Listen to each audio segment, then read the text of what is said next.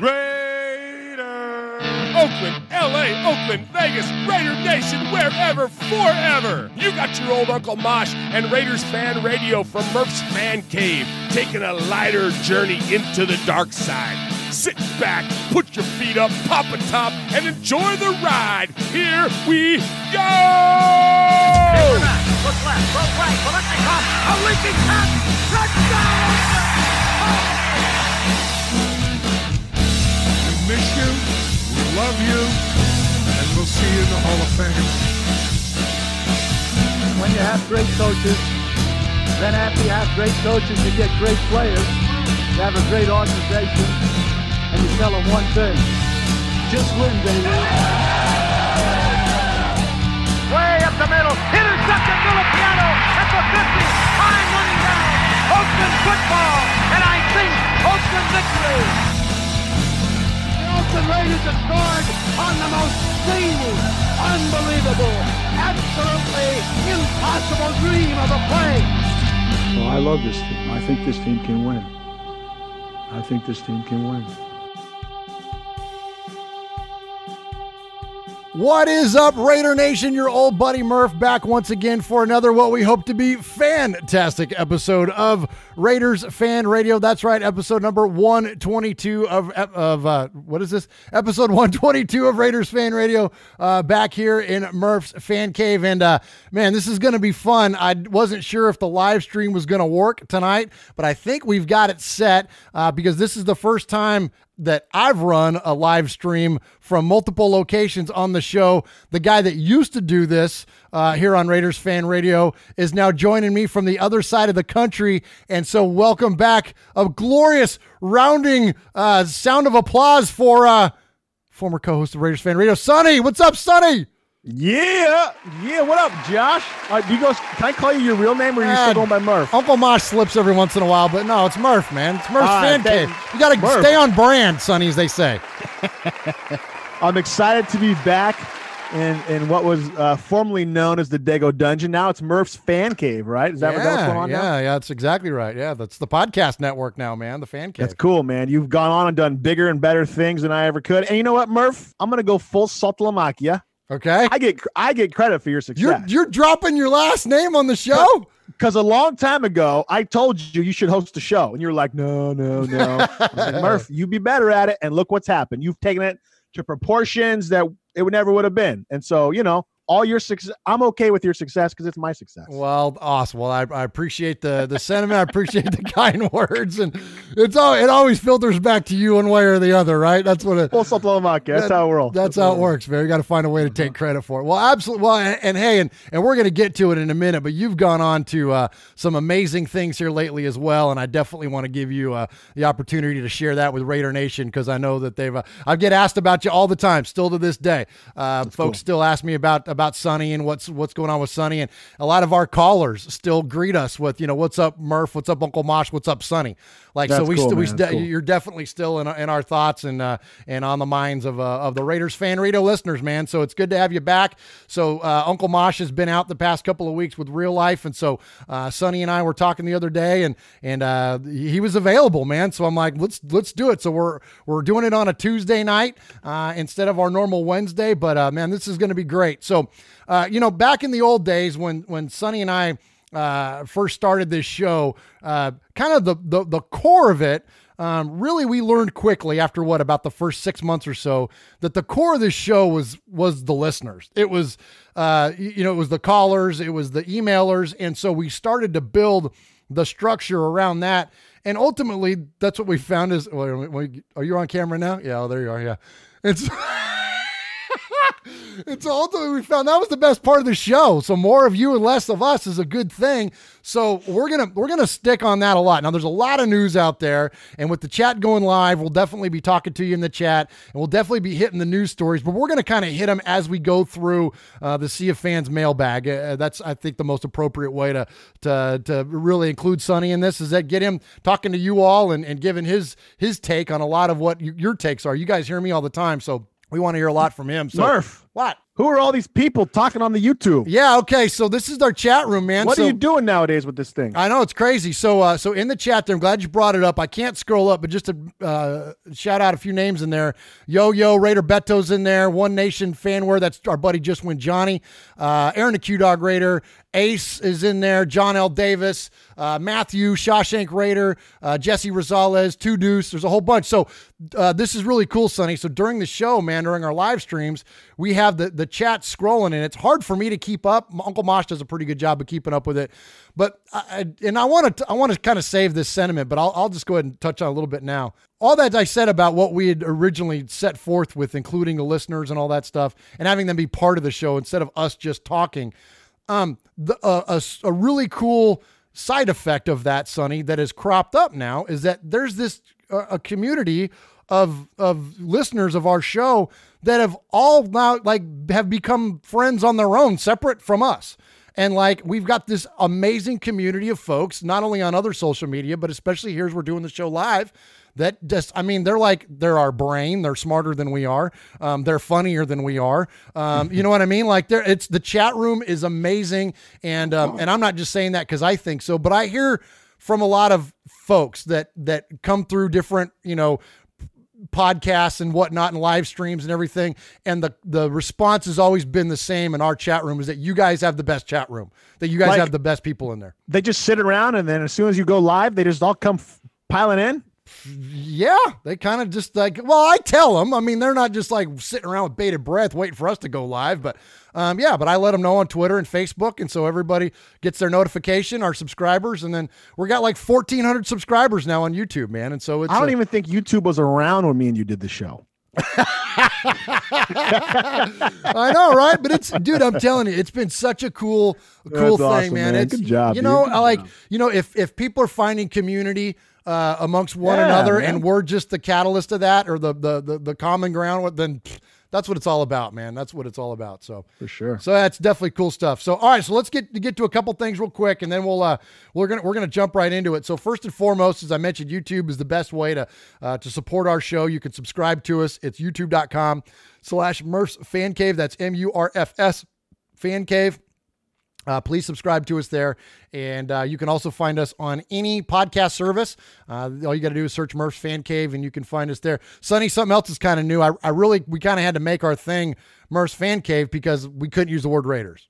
We one too many of our friends had gotten crossed up with the league in different ways, and so we're trying to move away from the Raiders, brand, and just so that's why we go with Murph's Fan Cave and RFR essentially. So anyway, so when you look for our podcast on an audio service, just look for Murph's Fan Cave and subscribe to us in that way.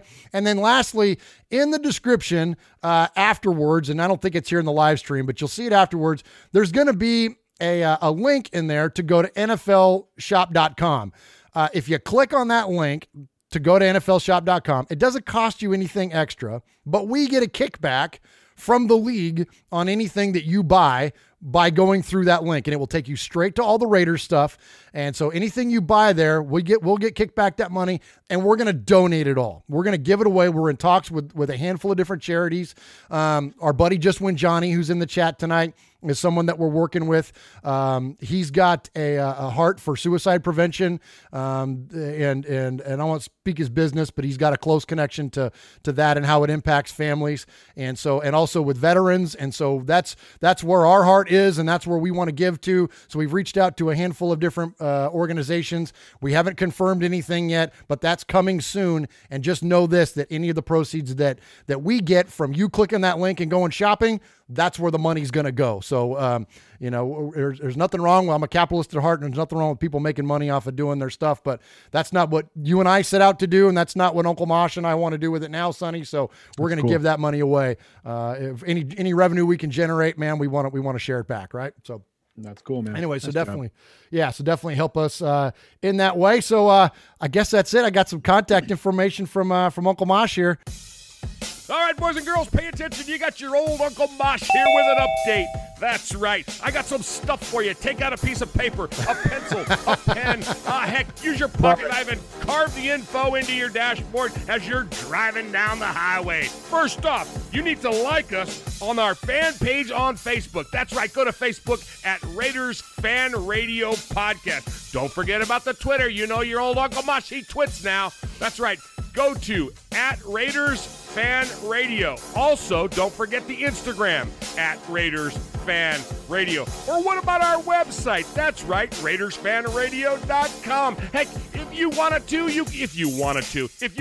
you can even email us, show at RaidersFanRadio.com, or call us on the Raiders Fan Radio hotline, 909-345-3346. That's 909-345-3346. Don't forget Merv's Fan Cave on the YouTube, where you can get all the show links like the Fan Club Blitz with Splatterhead and Fitz. Find all our stuff on podcast providers like Stitcher, iTunes, and Google Play. All right, did I hit the time limit?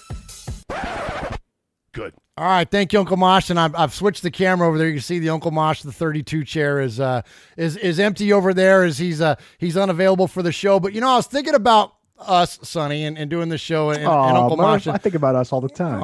And so I was thinking about kind of where this thing all started and how Mosh was our voiceover guy, and for a long time. And so we don't use those old voiceovers anymore because it's him talking to you and me. And so now that you're back on the show for this episode, I thought it would be kind of fun to go back and revisit a couple of those. So here's the ultimate qualifier for us about why we're able to do this show. Hey, so this is Uncle Mosh, and apparently all you got to do to host a podcast is have a microphone, a garage, and a couple of Derek Carr jerseys. These two did it. You're listening to Raiders Fan Radio with Sonny and Murph.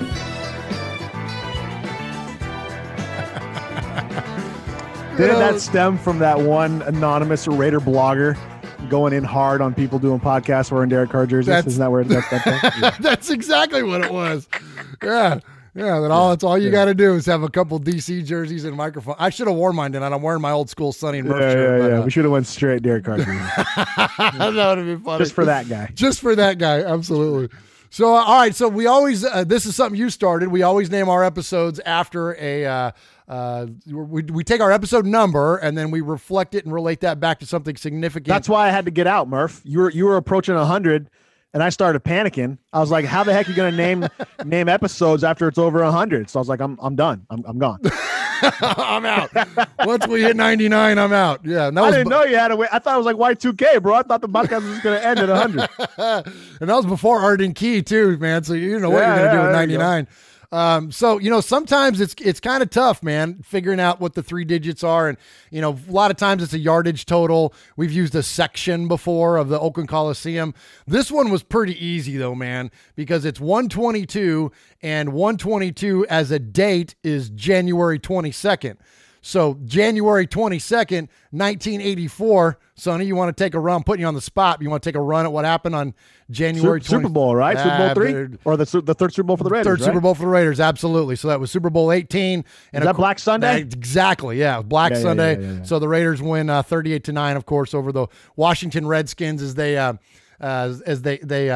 handed the Redskins a defeat in which no honor could be salvaged, for nothing that blocked nor tackled nor ran nor passed could have stopped the Raiders on Black Sunday. Absolutely. No, I'm no John Facenda, but and that was when Marcus Allen was still a running back and not an accomplice to the murdering of OJ's wife, right? Oh my God. Allegedly. Yeah, absolutely. Yeah. So allegedly. that was Marcus Allen running with the night. That wasn't OJ. He must have got driving over the daylight. OJ caught him. Yeah. All right, so that's episode number 122. So real quick, Sonny, I don't know if you've gotten a chance to listen to our show at all here lately, but I've begged you to get out here for the draft. Now, granted, you have a good reason for not coming out here to the draft this year because you're going to schedule a Raiders trip instead to go see a game. But for this draft that's going to be in Nashville, Tennessee, which is right down the road from where I live, we are going to be there live for the draft, and so we've got a little bit of news for you on that. Awesome. Here is latest draft. There's a draft! Today's our draft! Watch out for drafts. This is the NFL Draft. The first draft. Look, I'm entering a draft. He's going pro in the draft. You're going to the draft? Sure, if I were first round draft pick. Draft looks solid. Good luck with the draft. They drafted me. Apparently you were drafted. I drafted you. I got drafted. Another successful draft. Yeah. Shallow draft. Draft picks. It's my third draft. You only get drafted once. Well, it's draft day. Let's talk about the draft. This is going to be the worst draft yet. It's our draft. You drafted me in the first round. Number one draft choice, signed a big contract. Excellent draft. Nashville Day. Nashville Day. Nashville Day. All right, the 2019 NFL Draft, as I mentioned, will be on Lower Broadway of Nashville, Tennessee, and Raiders Fan Radio will be live there from the draft. So the Saturday of the draft, which is April 27th, we will be doing a live stream from the Bavarian Beer House. We're going to be doing that over lunchtime, and it's one of them big, giant Hofbrauhaus kind of things with the big community tables and all the big mugs of beer and food and all that. So it should be a lot of fun. So come join us. Please let Raiders Fan Radio be part of your draft experience on the 27th over lunchtime. I think we're going to go live probably right at noon. We'll be there, of course, that morning to set up and whatnot. So come on whenever you want. But if you're going to come, please go to the Raiders Fan Radio podcast Facebook page. We have an event listing there, and just let us know you're coming. There's about 30 of you so far that have done that, and so look forward to seeing you there. And I think we're going to get a lot more. I talked to the lady today, and she told us that that a lot of you are calling the mall, and because this big beer house thing is part of this mall called Opry Mills. Did we go there, Sonny, when you were in town? Did we go to Opry Mills? Yeah, that's the big giant mall that's like got like a Bass Pro Shops and an IMAX theater. It's right there on the river where the river boats are and all that. I can't remember if we took you up there. We did. We went to the Opryland Hotel. I know we did that, and it's right next door to all that. So anyways, if you're coming to the draft, that's where we're going to be. So let us know you're coming so we can let them know, because that's the main reason we want to know. There's not like you got to buy a ticket or anything. You just show up and we're going to do the show, but we need to let them know how much room to reserve for us. So the more of you that can let us know about that, the absolute better. So then the other thing is that Music City Raider Nation meets at this place called the Beercade HQ, which is one of those like arcades with like old school 80s games, Sonny, you know, where like you can get beer. Yeah. Have you seen those things? Yeah. So that's where Raider Nation meets on Sundays to like watch games and stuff. And that is right downtown. So our place is kind of off site a little bit from downtown, and that was intentional because it's a little bit easier to get to. This place is right smack dab in the middle of downtown, right off of 2nd Ave. And so that night, Saturday night, is one of the official Raider Nation meetups. Well, I've talked to Raider Bam, who is the president of the Music City Raider Nation, and we're going to be part of their event too. I don't know if we're going to broadcast again or not, or if we're just going to be there to be live or just to hang out and celebrate the draft with Raider Nation or not. But one way or the other, we're going to be there for that too. So definitely check that out. It's Beercade HQ. It's right downtown, right on 2nd Avenue. So it's going to be a big day for Raiders Fan Radio that Saturday of the draft, a big day for Raider Nation. All reports are that there's about 250,000 people coming to town for the draft this year. So it's going to be an absolute, just a rock show, man. It's going to be a lot of fun. So if you're coming, then let us know, and definitely look us up at both of those locations. All right. So let's go and get on to See a Fan. So before I hit the music though, Sonny, I touched on a little bit ago about, and this was your idea. So when we first started doing this show, we were just we're still a couple of knuckleheads with microphones, but we were just kind of getting on the air and talking about Raider news. And we never sold ourselves to be analysts or of any experts or anything like that. But we quickly realized that we wanted to make other people part of it. That's why we named the show Once Upon a Time Raiders Fancast and then Raiders Fan Radio. Tell them a little bit for those that don't know, because we get new listeners every week. Like our numbers go up and up and up every week, and we get new people, new listeners, new callers every single week. So tell them a little bit about kind of your idea and your reason behind that, coming up with that idea, Sonny. For not being analysts? Well, that and just the idea of bringing people in and making them more part of the show than us. Well, yeah, more of them and less of us, you know. And the whole idea was we're not analysts, you know. We played a lot of Madden, so we think we know about football. We qualify as what's called Twitter GMs, much like everybody else. And unless you're paid to do it on a daily basis, like there's no way to keep up. There's no way to do breaking news and stuff like that. And anybody who sits at their house and calls themselves an analyst, well, they're adding on a couple words, a couple extra letters to that terminology, And so we just wanted to create a show because remember we podcasted for years about Madden football, and then we tried to be all wholesome and Full House and try to do it about being a father, and that lasted about 5 episodes. We're like, yeah, this is lame. And then we tried to combine family and pop culture and Raiders, and then one day we're just talking, going, all this stuff is kind of lame. Let's just talk about the Raiders. and then we did it. And then the whole goal was to bring people in, and because we were fans, we wanted to have a show about being a fan and stuff like that, And so that was the whole intention behind it, was not to be analysts, but just to talk about the Raiders, to be kind of like unabashed and unapologetically sold out for the Raiders. You know what I'm saying? Like not having too much of an objective point of view on them, but just I'm a Raiders fan because I'm a Raiders fan, and that's all you need to know. And so screw off if you don't like it. You know what I'm saying? And I think that's what you've carried forward. I've tuned in a couple times to your shows, and it's just gotten more fun. It looks like it's fun to be a part of. It's fun for the chat, and Uncle Mosh took it to a whole other game and stuff like that and stuff. So. Man, it's just cool. And I'm so happy to see that, when I told you I had to step away for a while, you were like, oh, I'm going to keep it going. And I was like, heck yeah, keep it going. And I'm so glad you did. And just seeing him to where it's going. And I love what you and Mikey do. Mikey's a little crazy sometimes. I don't know if he got dropped one too many times, but he needs to take that tinfoil hat off his head because he has some crazy theories.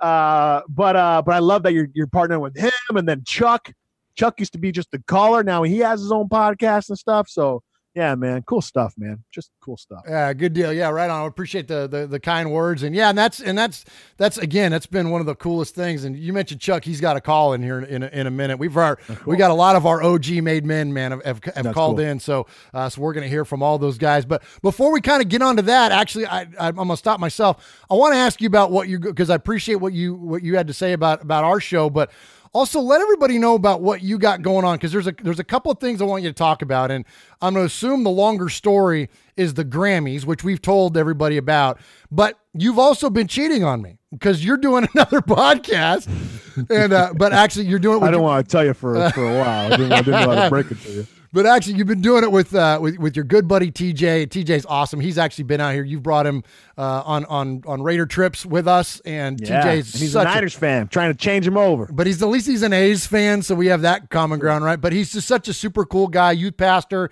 and it's the well, I'm gonna let you talk about it. I don't want to speak for you, but tell him what you guys got going on with your podcast and about kind of some of the reasons why you stepped away from Raiders Fan Radio, because I think this is awesome. This is life stuff well beyond Raider, and we're going to get plenty of Raiders guys, so bear with us, but I want Sonny to kind of elaborate on what he's got going on.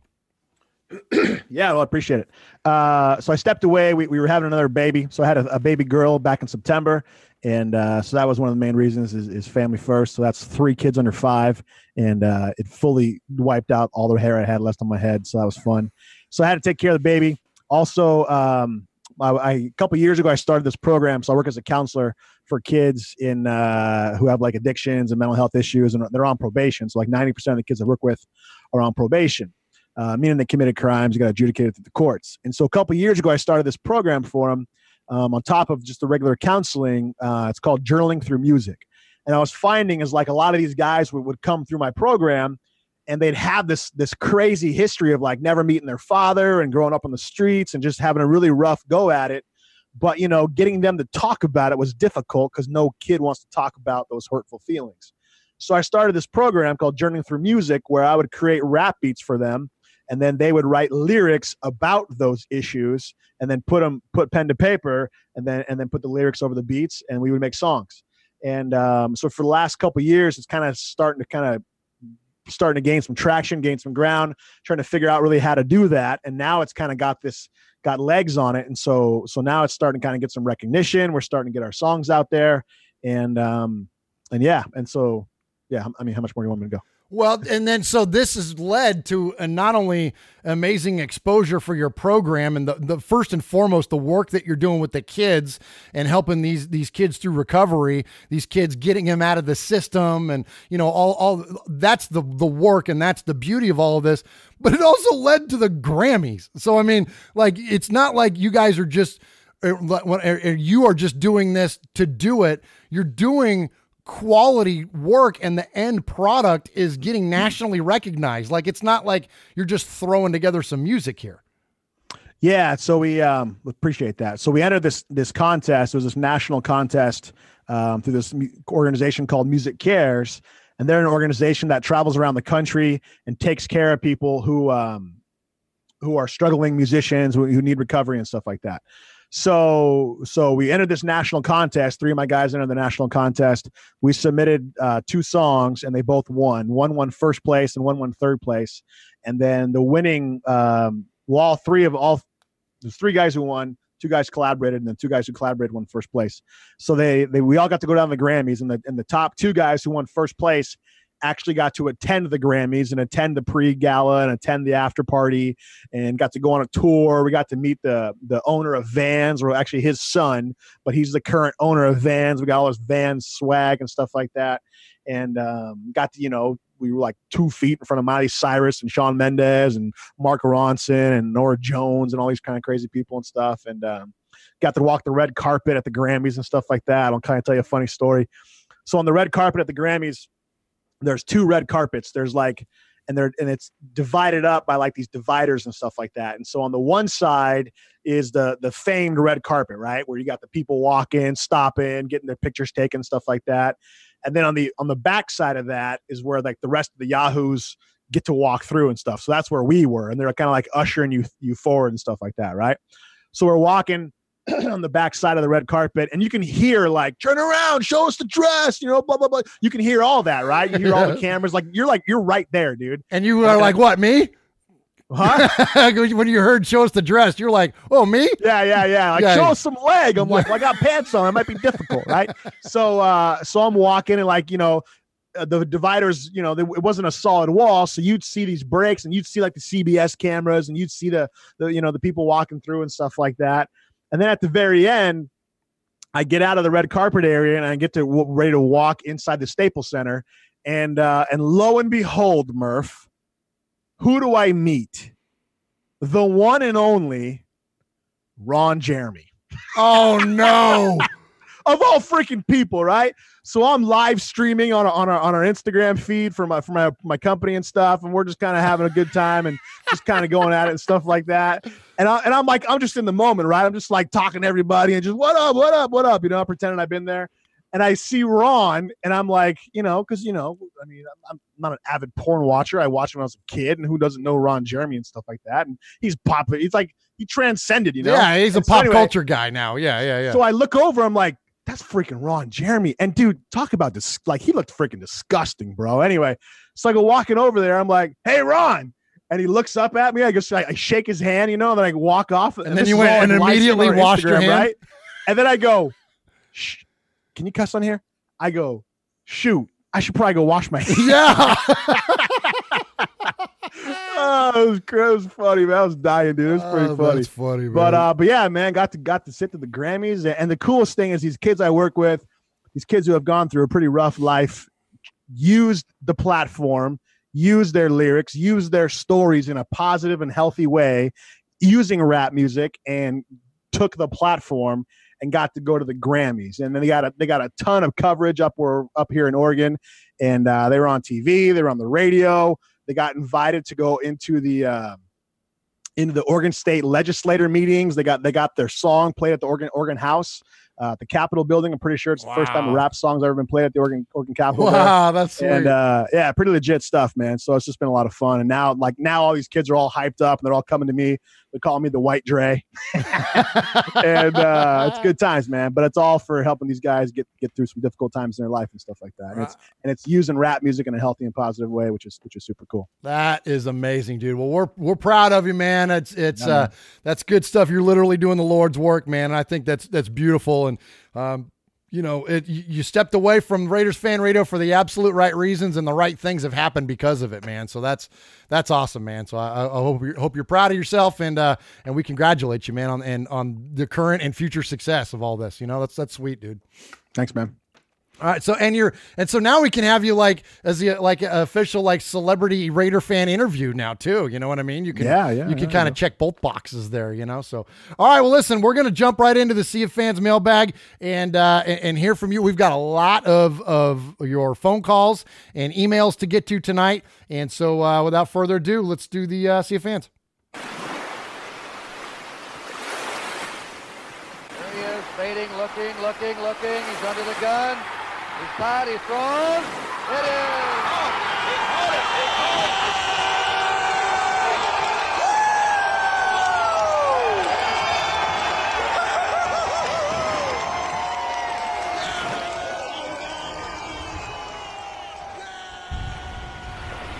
All right, so if you want to be part of Raiders Fan Radio, you can do that in multiple ways. You can call us at 909-345-3346. You can send us an email at show@RaidersFanRadio.com, and you can also join us on the live stream, as many of you are tonight, in the chat. It's Joseph Morales, not Jesse James. That was a scroll up. I can't scroll up. Mikey's in there. What's up, Mikey? Yo-Yo, Running Bear, Two Deuce, of course, Aaron the Q-Dog Raider, Wyoming Raider, Stone Raider. Get some Doritos, bro. One Nation Fan Word, that's Just Win Johnny. Lots of folks in there, and appreciate you joining us and supporting us here on Raiders Fan Radio. Hey, and real quick, Watts, I saw, had a comment in there about Watts, when we say that we're just fans and we're not analysts, it's not a way to knock us down. Look, because I agree with, and Watts made the comment that, just because I'm not on a TV show doesn't mean that I'm less informed than somebody that is. I agree with you. And frankly, I know you and I know your content. You are more informed than most of the people on mainstream media. But the idea is that we didn't want to sell ourselves as authorities. We wanted to sell ourselves as fans, because at the end of the day, that's all Sonny and I are fans. Not that we're not informed, we can't have educated opinions. And I like to think that we kind of hit the pulse of Raider Nation once in a while. But it's not, but that we don't refer to ourselves in that way to downplay or to, you know what I mean? Like, I'm proud of what we do. I'm proud of heck of what we do. And I'll take the Pepsi challenge against any other podcast out there. And there's a lot of good ones. What's the Pepsi challenge? Remember the old days where they would pour like two different sodas and then you would taste them blindfold to see which is which? That wasn't is that how you measure podcasts nowadays? I don't know. It came out of my head, man. That's what happens when you're a middle-aged guy. I think you should have a push-up contest. There's a couple I nominate Uncle Mosh to do it for Raiders Radio. There's probably a couple guys we could take out there, but I don't know, man. Kenny and Che over chicken wing eating contest. They look like they're in pretty good shape. You know what I mean? So. Yeah. So anyways, but there's a lot of great podcasts out there. And I just talked about on our Mondays with Mike and Murph show this last week that, we're all about lifting each other up. We're not going to tear anybody else down.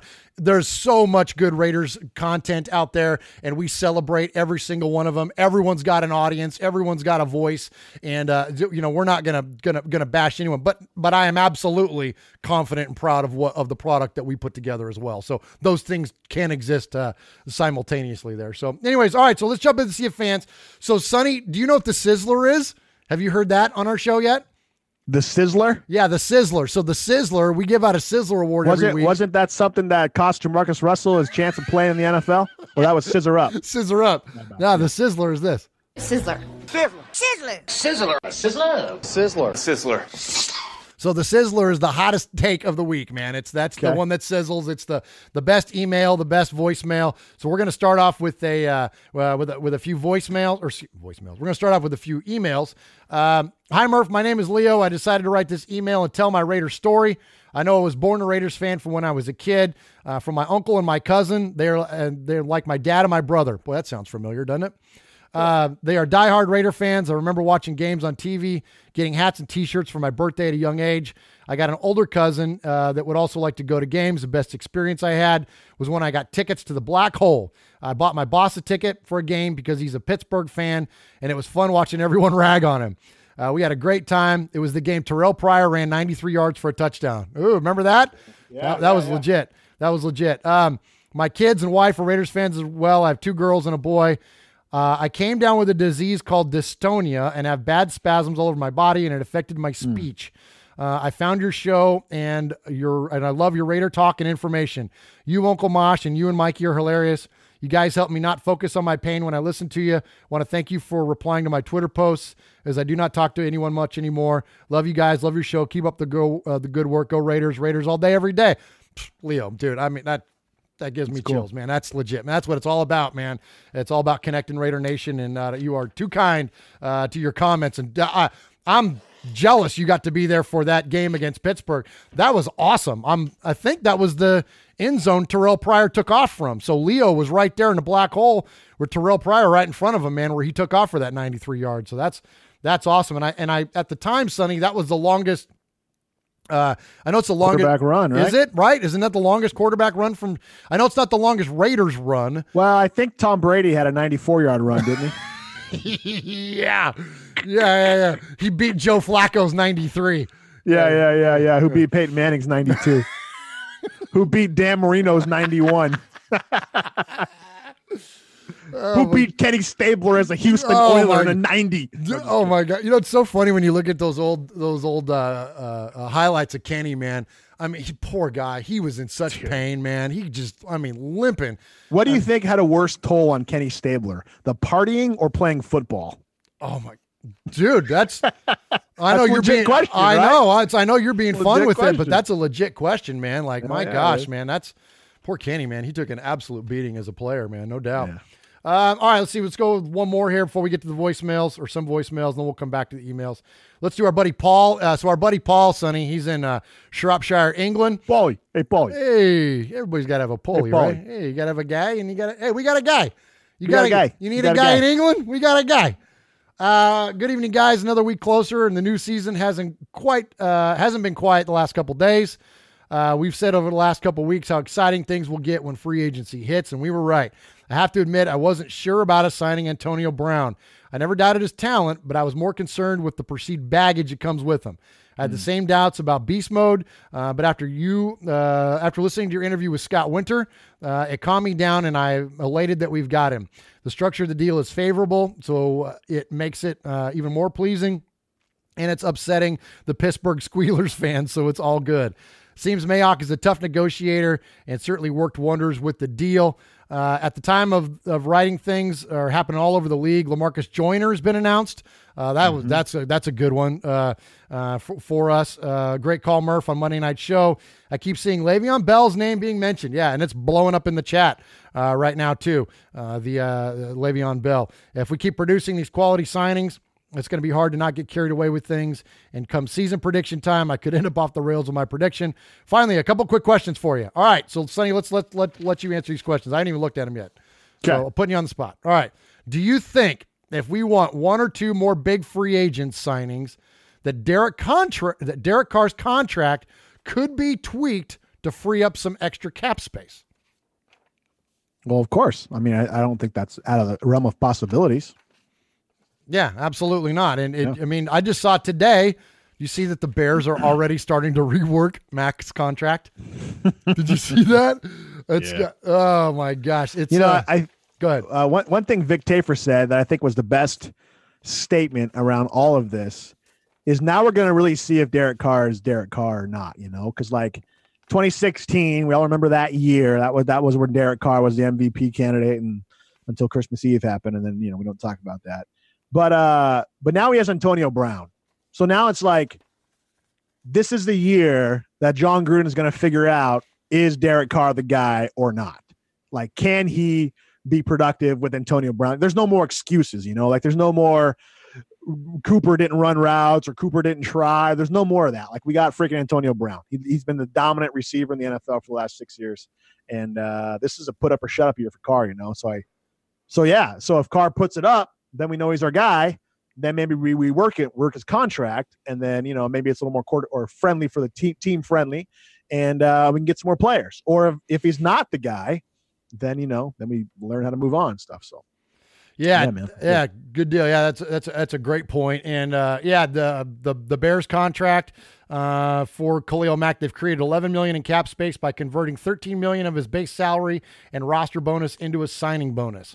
So they're already starting the dominoes on reworking that. And I'm with you on the point too. That's I think a critical point that you make, Sonny, about, look, I've been accused of being a bootlicker and an apologist. And like you said, we're unabashed Raider fans. Like, sure. Yes. I mean, look at my freaking house, for crying out loud. I mean, yes, we are look at yours, like we are unabashed Raider fans. And so I'm not going to apologize for that. I'm not going to apologize for taking the side of the team, but I am also a realist, and so are you.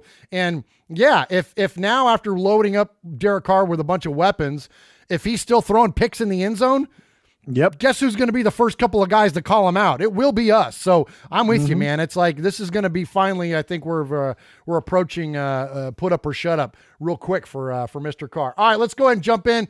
Let's hear from some voicemails. So we always start off, Sonny, with our call from the Capo. If you want to be a made man on Raiders Fan Radio, you got to call the show and you get your voicemail played 3 times. And there's about 30 made men now. And the made man of the made men, we call him the Capo. He is Aaron, the Q-Dog Raider. Yeah. Greetings.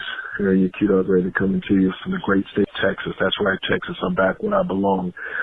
Murph, Sonny, Mosh, little Murph, you little scallywag.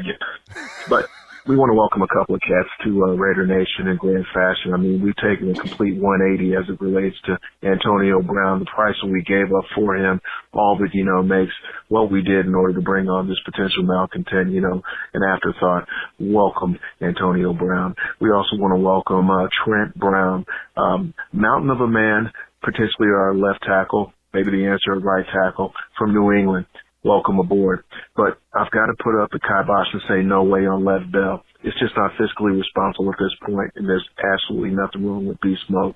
And remember, Chris Warren III is yet to be revealed, so I'm out on Bell. And since we're saying no way to Justin Houston. He can kiss my toe. I ain't trying to be with that dude, man. He's just too long a tooth, man. Once again, Chucky said we're not trying to retread, stopgaps that are on the wrong side of 30. Too bad we lost out on Landon Collins. Really wanted that guy banging the drum for that dude, but, the Redskins wanted him more than we did. But that does not mean that we don't have viable safety candidates out there. Adrian Amos, remember, he's a safety, 26 years old. He plays with He Shall Not Be Named up there in Chicago. And Clinton Dix, he's 26 as well. Both of these guys got good pedigrees, and they can basically, shore up our back end. All eyes should remain on C.J. Mosley, our middle linebacker. C.J. Mosley. Keep on reciting the name. We got to speak it into existence. The hit list, Colecchio Simile, K.O., you're rumored to go to the Jets, Jets. See you. We need to free up that cap space, and we might just get that 3-year number 5 pick back that we gave up for AB. Once again, the hit list, Johnny Townsend and Donald Penn. You guys will be all-stars and remain on that. Respect to Emiliano, the big Raider trucker, Mojo Raider, B-Dog, Raider Ramon, Ron and Alliance, Johnny Wasabi. And I got to give it up to my beautiful wife celebrating our 20th anniversary day after tomorrow. The beautiful Mrs. Q-Dog. Love you, Stephanie. Rue. Wow, isn't that cool, man? Good guy, Q-Dog. Good guy. Absolutely. Now, obviously, his call came in before a lot of the big names started dropping, and actually, he called us back. We've got another one from the Capo here in just a sec, but what do you think about that? We saw CJ. We were banging the drum for Landon Collins, Sonny, and CJ Mosley. Those are the two guys, but we didn't get them. But my gosh, they're gonna get paid. Whew. Everybody's getting paid, bro. It's crazy. Crazy. That's true. All right, next up here, we're going to hear from Aaron here in a second. Before we get to that, though, we're going to hear from one of the OG made men here on Raiders Fan Radio, as Sonny mentioned. He then spun that into his own show, and you can find that show right here on the Murph's Fan Cave Podcast Network. That is the Fan Club Blitz with Splatterhead, Tom, and Fitz. And let's hear from our buddy Chuck, Splatterhead McCann. What's up, guys? It's Chuck Splatterhead McCann. I had to call in because it sounds like you're having a reunion show tonight. So what's up, Murph? What's up, Sonny? What an exciting turn of events this week, man. I am pretty stoked. Hey, I'm driving. I see a Raiders sticker in front of me. I got to catch that car. Man, Antonio Brown. Everything else is going. Looks like you got your safety from the Rams there, Murph. I was listening to you on Mikey and Murph. That's a great move too. I'm telling you, Gruden is he's laughing right now at all the talking heads, because I'm telling you, this guy, him and Mayock, are making moves to put the Raiders into a position to do good things, even before Vegas. You know, let's hope it all pans out. Let's hope we can give Carr more than 0.2 seconds to get the ball to Antonio Brown, and I see some big stuff happening. Really exciting. Chris Potts is losing his mind. I always have to talk about him. Yeah, we're rolling, man. So, hey, remind everybody, especially the Jersey people, I'm talking to Rev Raider, Yayo, all you guys, man. We got a St. Patrick's Day parade coming up here in Newton, New Jersey this weekend. It's going to be the Black Hole chapter. You got people coming up from the York, PA Booster Club, friends and family, man. We're decking out in Raiders gear and marching in this parade deep in the heart of Jets and Giants country. So, hope to see you guys there, man. Hit us up. Everybody on the East Coast is welcome. Jocelyn Johnny's going to be there. Got good stuff going on. So, anyway, man, just wanted to give a shout-out since the old cruise seems to be on the schedule for the show tonight. I'll talk to you guys soon, man. And I got a show coming for you, too, Murph. I just got to do a little editing of Pitt's potty mouth. But it wasn't too bad this time, so I should be able to get it done fairly easily. All right, take care, guys. I feel so bad because they got to, sometimes, man, especially if they get to drinking a little bit, Chuck, they do a car horn instead of a beep, and I know Chuck is working overtime on the car horn button, man. Hey, much love to Chuck. And to you too, Murph, because on this new podcast I do with my friend TJ, I spend like 3-4 hours editing the damn thing. Like, there is a lot to put out a podcast, man. So props to you, Chuck. Love to hear your voice, man. That's cool. He's a long-time listener, man. Chuck was there way back in the day. Way back in the day, man. One of the first, Chuck, for those of you that don't know, is the president of the New Jersey chapter of the Black Hole. And they were one of the first clubs we had on, wasn't it? Yeah. He was one of our very first interviews. First top 5 within there. Yeah, I think so. Absolutely. Yeah. So Chuck's been around a long time and part of this show for a long time. We appreciate him and Mikey. His crew. Mikey says, I have been around Ron Jeremy a little too much for my comfort as well. Scary, dirty old man. Mikey, why have you been around Ron Jeremy? What was the context for this contact? That's what I'm curious. I'm guessing that was some sort of a Hollywood party, and Johnny Drama was probably involved somehow as well. Johnny Drama. All right, let's hear from our buddy Aaron, the Q-Dog Raider. He called back. Greetings. Normally I don't do this, a 2-time call during a week, but this is extenuating circumstances. Greetings, Sonny, Murph, like old times, isn't it? On this, the eve of my 20th wedding anniversary, I'm sitting here beside the lovely and vivacious Miss Stephanie, who's put up with my black ass for far too long, but let's get into Raider talk. How about me going whiff on my aspiration about getting C.J. Mosley? Congrats to him. He got a mega deal with the Jets. Who gives a damn? But anyway, how about the collapse of the Pittsburgh Steelers and their credibility? Honestly, the poster child for the bandwagon organization in the NFL just turned into the clown car of the NFL. And I tell you what, couldn't happen to a better team.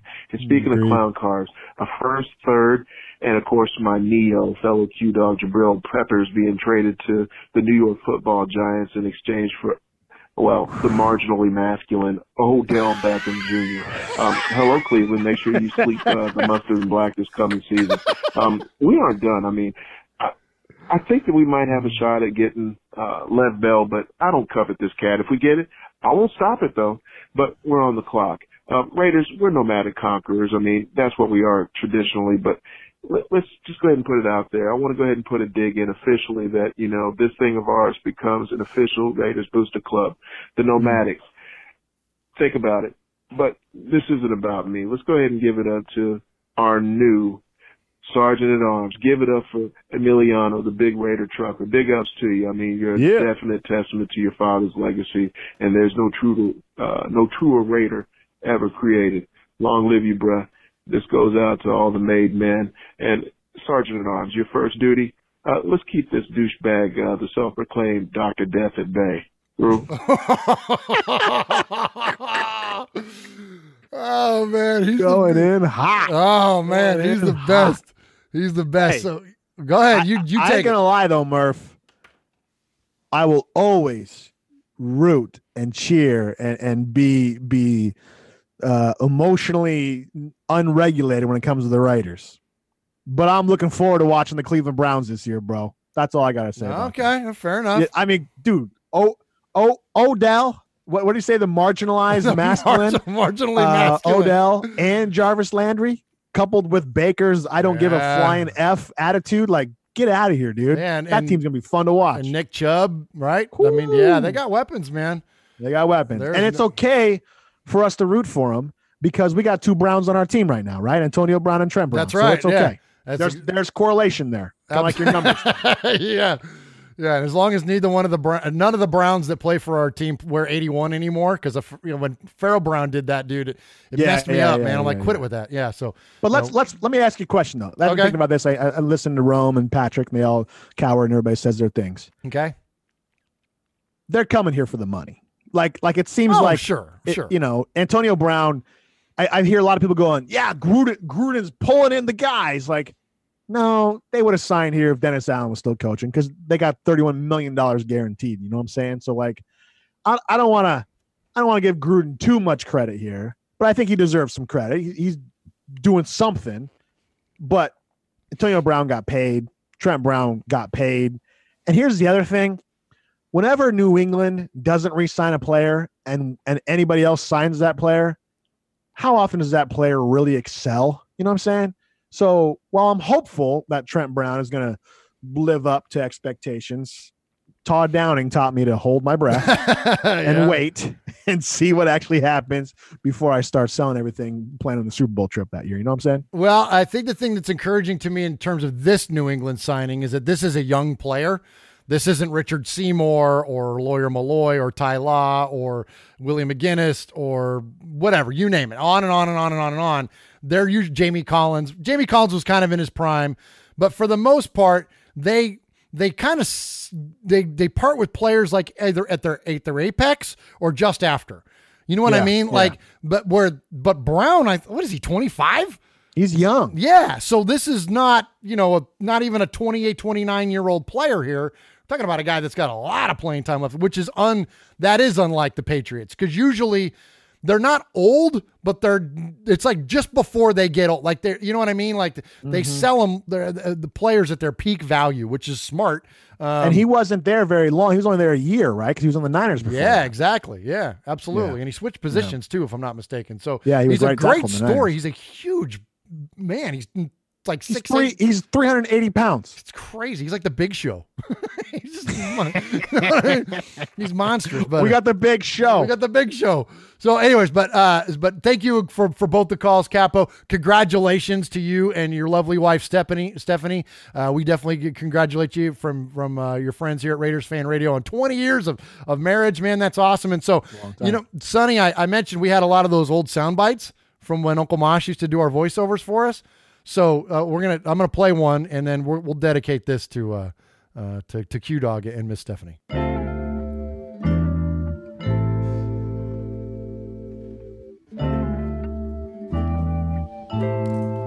Sitting there in your kimono, looking at your baby in her caftan. You're listening to Raiders Fan Radio. That's right. 2 bald-headed idiots talking to you guys, keeping their foreheads slick and sexy. That's by Raiders fans, for Raiders fans, the only fans that matter. Uncle Mosh, man. Look at my glasses fog up. That's the new thing now, man. My glasses fog up. Whenever I start laughing too much, my glasses fog up. So every time I hear something goofy, it makes my glasses fog up, but I can't see. All right, let's go to our buddy, Big Raider Trucker. Congratulations. Nominated as our new Sergeant of Arms, Sonny. The capo of the Made Men nominated Emiliano Big Raider Trucker as the Sergeant at Arms and advised him to regulate that one fan. I'm not going to bring up his name on the show, but yeah, so I guess the Big Raider Trucker, he's our new enforcer. With a shout out to Wolfpack Nation, I want to say, finally, Big Raider Trucker has come back to the CFS mailbag, baby. What is going on, Raiders Fan Radio. Your boy is back. Finally. Oh, it's been one hell of a ride, man. Just had to check in with you guys. Sonny, welcome back, my brother. Murph, Uncle Mosh. Wow. Missed you guys. Been doing a lot with Raider Jeff. Got the shirt still up for sale. It's just been crazy. Shout out to Capo, Mojo Raider, B-Dog, and a pastor. I'm back, guys. Got to dedicate myself more to the show. Anyways, real quick, AB, welcome to the nation. Thank you for doing something with your mustache.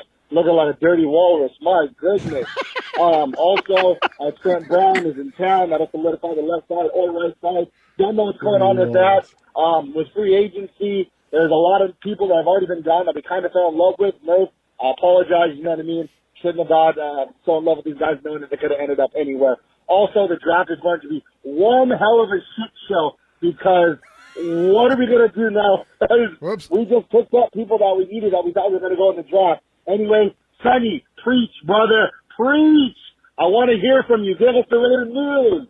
Murph, love you, man. Also, I want to add in, Raider Nation, don't forget, and please, please, please, I understand we're happy for Antonio Brown in the offense, but let's not get too crazy on the hype train. There's still one prize in mind. We need to win the division. It starts and ends with the division. Don't get hooked on, oh yeah, we're playoff bound, baby, Super Bowl. No, let's take care of the division first for a couple of years in a row, and then we can start to have these conversations of the glory days once again. Please, Raider Nation, that's all I ask. Also, like I said, what happened in Vegas, started opening shirts are still online and for sale. Go ahead and show them some love. All right, like I said, guys, missed you. I'm back, baby. I'm back. So, Raider Nation, draft going down. Want to apologize. Murph and Uncle Mosh, sorry I won't be able to make it. Got some things in the works that don't allow me. Capo, really sorry. But like I said, guys, let's see what this draft holds. But it kind of looks like we're making that turn. And we're making the turn, Nation. Great things on the horizon. Big Raider Trucker, out. All right, there he is, Emiliano, Big Raider Trucker. Hey, that's okay. Can't join us for the draft, but definitely check out our live stream, and we'll look forward to catching up with you that way as we're there Saturday for the draft. So good stuff. Oh, Sonny, real quick, too. We did a tagline contest on the show. And he won, right? What happens in Vegas started in Oakland? That's it, man. And so he trademarked it, and he's making T-shirts, and our buddy Jeff from Dead Pirate Sports linked up with Emiliano, and they're selling shirts, and they're selling like crazy. So congratulations to him. Business is booming on T-shirts for Emiliano, so that was pretty cool. That's cool. That's cool. Absolutely. Good to hear your voice, Emiliano. Appreciate kind words and stuff, and the dirty walrus might be my favorite line to date so far. That was pretty good. Hey, Murph. Yeah. What is 11 feet and 4 inches? Oh, no. 11 feet and 4. I have no idea. Both of our starting safeties.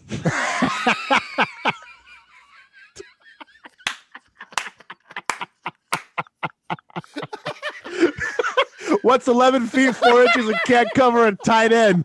The Raiders starting safeties.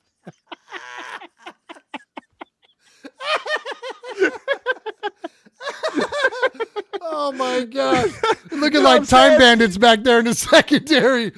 Oh my gosh, dude. You know what I'm saying? Now maybe it might be a good thing. Maybe every quarterback's gonna be like, hey, I don't see anybody. It's because they're too damn small. You're gonna be able to see them back there, man. Like, what the hell? Oh my gosh. Yeah. Dude. Combined tight 11 feet 4 inches. Well, listen, I love LaMarcus Joyner. Look, the guy's a tackling machine. He's 5'8". He reminds me of Bob Sanders. Remember the old safety for the Colts? Yeah. He's a stud. He's a stud. He's that kind of a player. But I'm with you though on the we are definitely vertically challenged when it comes to our safeties. Vertically challenged. But maybe there's like a Nasir Adderley out of Delaware is a big safety. I know we kind of got our hand burned by Obi Melifonwu, but by taking a guy from a Northeast small school that's a size speed guy. But you never know. I mean, why not? So because I don't think the Raiders are done at safety. Do you? I don't think they're finished. I think they're done. Yeah. They're done. And I honestly think Joyner is going to be rolled into that nickel cornerback more often than not. Oh, that's a good point because he's really good at that, coming down low and playing that nickel like Tyrann Mathieu, frankly. Yeah, that's exactly. Same kind of player there. Yeah, so that's a good call. All right, let's go to another one. All right, so we've been doing this segment, Sonny, called Raiders and Pop Culture. And so we're going to tie that into Sea of Fans because our buddy Houston Raider Steve, who's like our resident historian of the Raiders, he's always got amazing stories. And he had one this week, and he tells a story about Hunter Thompson and his involvement with the Raiders and an article that he wrote in Rolling Stone magazine back in the 70s, like 73. And so I thought it was a really cool story, and it kind of hits both beats. Not only is he a Sea of Fans caller, but it also is a Raiders and Pop Culture. So we're going to call that a dual segment on this call. Hey, Mosh and Murph, Houston Raider Steve, Oakland Raider history. Back in 1972, Rolling Stone magazine sent Hunter Thompson, Fear and Loathing, gonzo journalist, to go cover the Oakland Raiders. And Ala Cosell said it was obvious from the few questions that Hunter asked that he wasn't there to write about the football team, that he was there to cause problems. He would be on the sideline for about a month, talking to Al about foreign affairs. One time he talked to Al about Al was trying to get property in Aspen, Colorado, and they were concerned about his Las Vegas connections, Al's. And Hunter said he was going to be the sheriff over there. He knows that somebody that was the sheriff. Anyway, so he would get passes. For a month he was on the sideline and talking to Al and stuff. A lot of the players couldn't believe it because nobody was never on the sidelines talking to Al, especially during practices. And after the games, they used to hang out at the Big Al's Cactus Room. A lot of the players liked him. But the problem was he was trying to give them cocaine and stuff to try to get them to open up about stuff. And Jim Otto said that he wasn't his kind of person because he didn't. That was during the time of hard drugs, cocaine, and all that jazz and everything. That wasn't his scene and everything for Jim Otto. Anyway, so what the thing was is eventually after all that, Al banished him from the sidelines, but before that, he used to get up in the press box, be down on the sidelines, and hanging out with the players and everything like that. So they said that also that the living with the Oakland Raiders in the early 1970s was like it wasn't much different from living with the Hells Angels and everything. So anyway, so it was a short-lived thing. It was like I said, less than a month, but he was a huge Raider fan.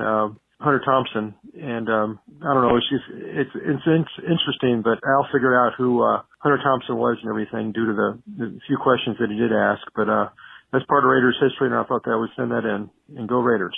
So that's a pretty crazy story. So I want to ask you, Sonny, so, knowing who Hunter S. Thompson is and researching this article after I heard Steve's call, the Raiders were not happy about having him around. Like this was not like George Plimpton paper lion type thing. This was like he was forced on them. He was not a good guy. He didn't jive well with the players. There was obviously the substance stuff going on and all that.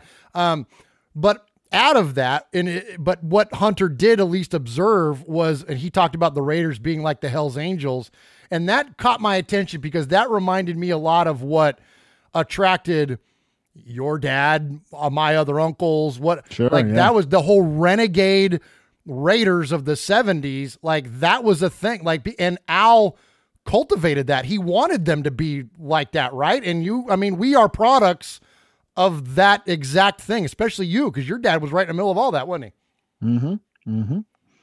Yeah. I've often wondered if Al Davis was a marketing genius or if he just stumbled upon that and kind of what the originality and the origins of that were. Cause let's face it, we're still living on those memories today. You know what I'm saying? Like, we all talk about the Raiders being the Raiders. Like that's from now close to 40 years ago. The Raiders they've been the Raiders, for the last 25 years, And so we're all dying for them to get back to that.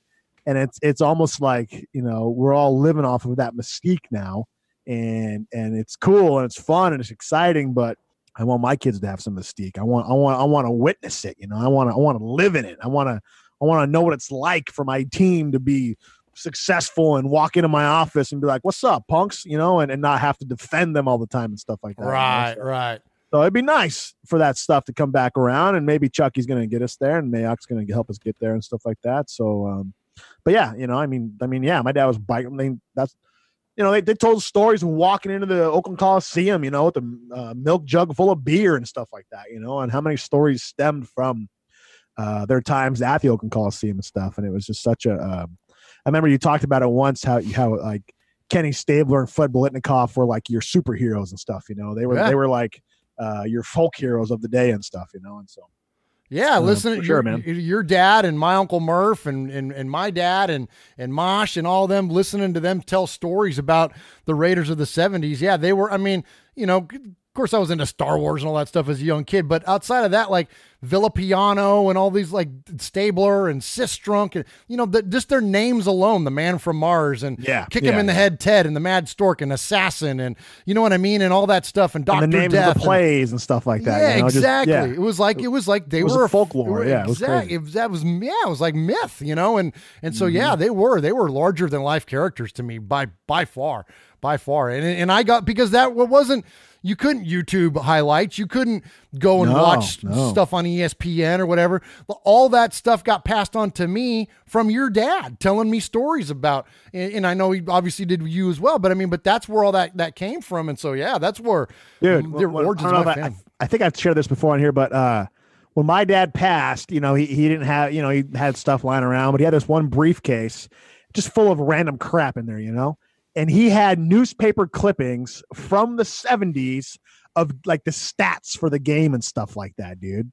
Like that's how hardcore he was, man. For this is 40 years earlier.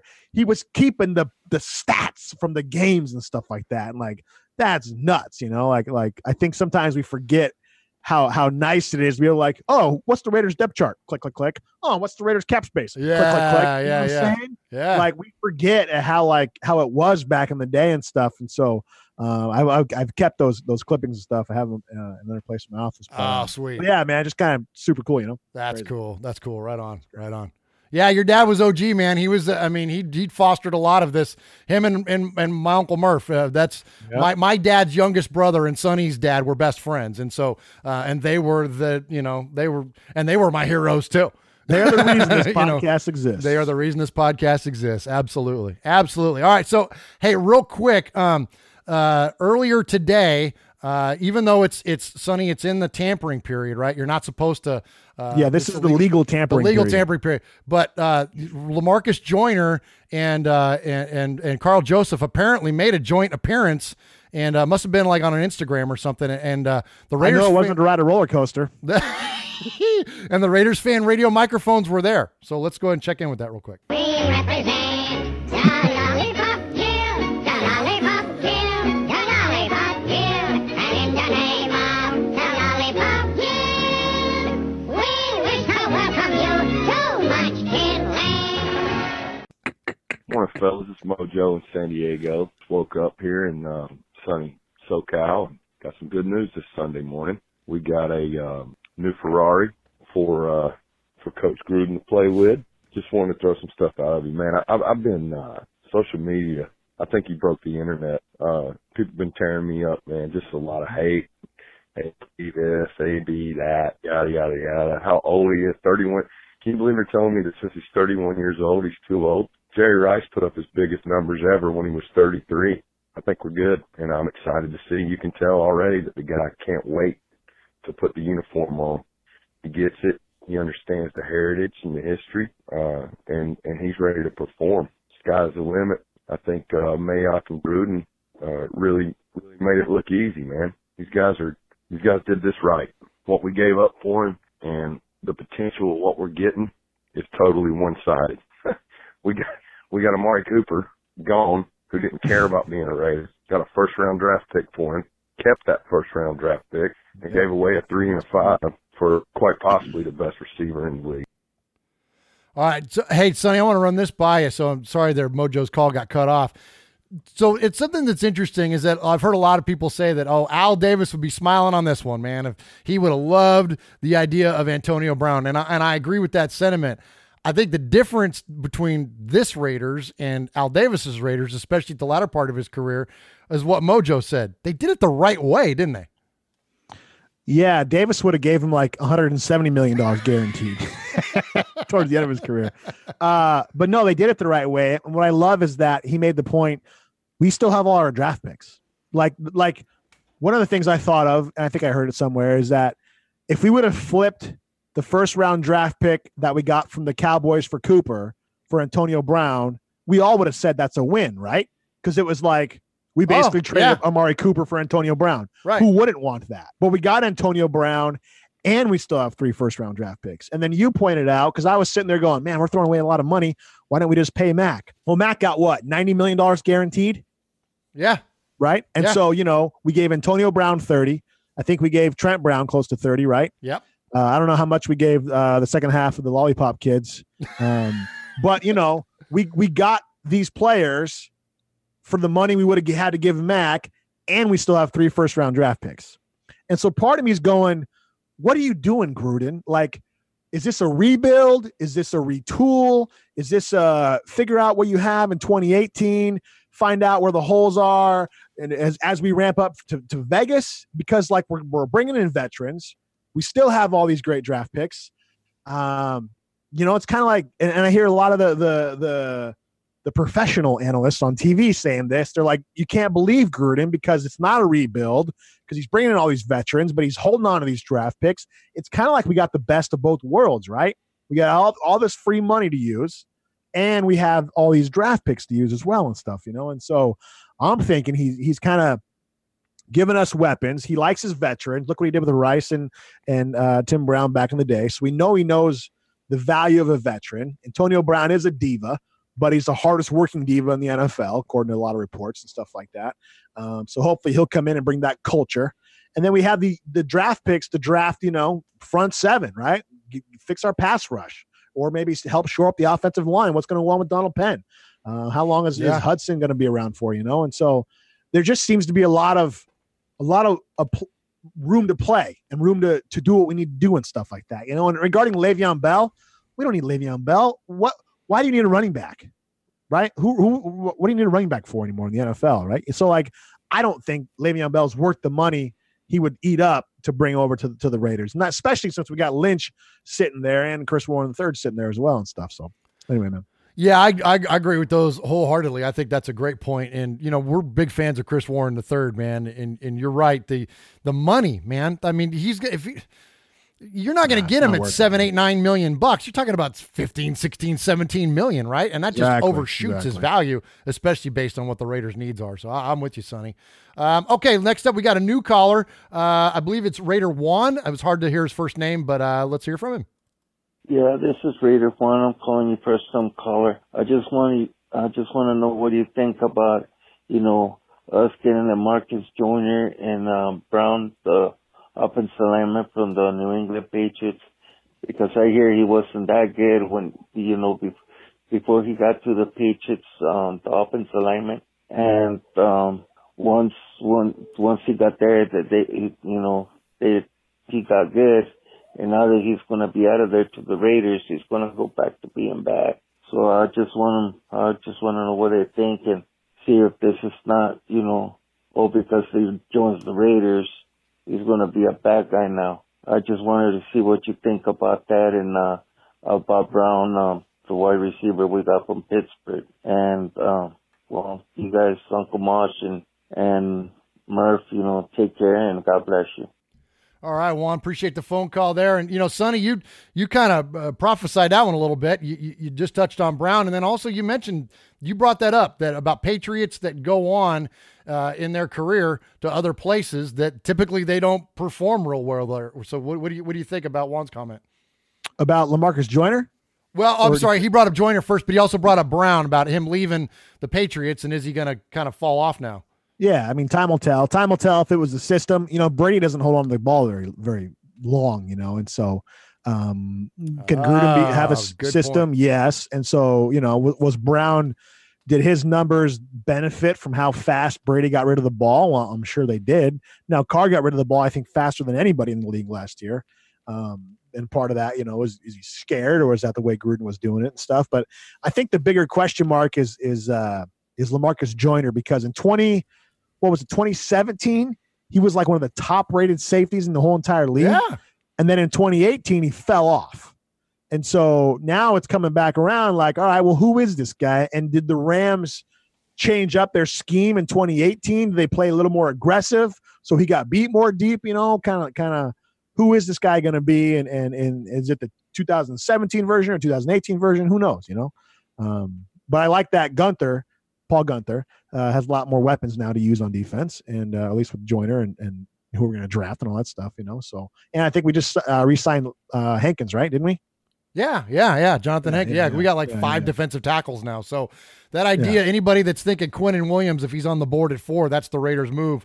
I don't think so. I think we got 5 guys, man, on the team. You got Hankins, as Sonny mentioned. We got Eddie Vanderdoes. We got Justin Jelly-Ellis. You got PJ Hall, who we just spent a second-round pick on, and we got Mo Hurst. Like, we don't need a defensive tackle.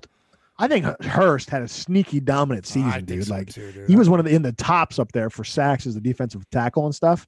And like, that was such a steal, dude, getting him in the 5th. Oh my gosh. Absolutely. Totally agree. I think he's one of my favorite new Raiders by far. Yeah.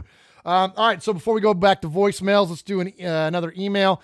We're going to hear from Haley, who I see is in the chat there. Haley from Scotland, Sonny. Antonio Brown for 3rd and 5th. Wow. Delighted with that. Absolute steal. Way to get cracking with free agency. The fact that Derek Carr is excited makes me even more excited by it. Now to get some protection for Carr so he has the time to get the ball to AB. The draft will be interesting. Friday booked off work so I can stay up for it and hopefully catch RFR live. Awesome. Thank you, Haley. Well, she just said you're high, though, in the chat, so maybe you shouldn't thank her. Oh no. Really? No, I don't partake. Did she really say that? I can't see it. I think she's talking about not drafting Williams. Oh, okay. Well, I agree with her. If Williams is there, you got to take him, dude. He's done. Why? Like, we had no pass rush last year. Come on, man. You have to take Williams. No, I think you trade out. But what? For who? You Why? can get into endless circles of hypothetical discussions when it comes to the draft. But it's why? Because we don't need him.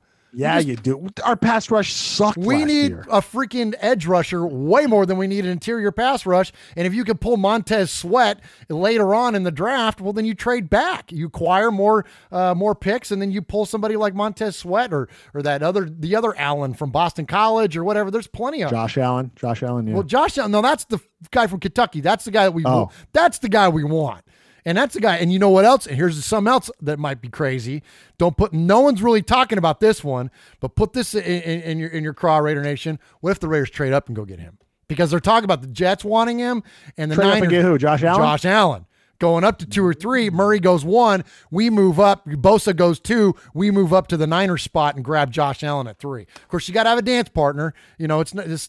You just because I think it doesn't mean it can happen, because you got to have somebody else willing to do it. But dude, I think that's the guy. I mean, who else, man? Because, I'm with you as far as like in terms of straight talent, best player on the board. Yeah, I get the idea of Quinnen Williams, but does that fit a need on the team? Like, we have glaring issues on this football team, and defensive tackle is not one of them. Yeah. So, I don't know. That's true. Just my thought. All right, so continuing with Haley here. Could we see a winning last season in Oakland? I hope so. I'm keeping the faith with Gruden and Mayock. Also hoping to get over to Oakland to see a game this year. If not, at least we have London. Just a quick one this time around. Go Raiders. Just win, baby. Haley from Scotland. And here's a few pics from London just because I'm missing football. And she sent some pictures of her there at the London game. So very cool to hear from Haley. Always cool to hear from our Silver and Black UK folks. And so Sonny, she mentioned she's going to get to a game in Oakland this year. I know that the schedule's not out, so it's hard for you and I both with families and stuff to kind of put things on the map. But have you had any you putting any thumbtacks in any games in particular that if it lines up with the schedule you want to go see? Well, yeah, man, I would love to get back to Oakland one more time. Being that we know this is the last year, if everything goes well construction wise and stuff like that. I love seeing the rivalry games. I would love to see Raiders Chiefs.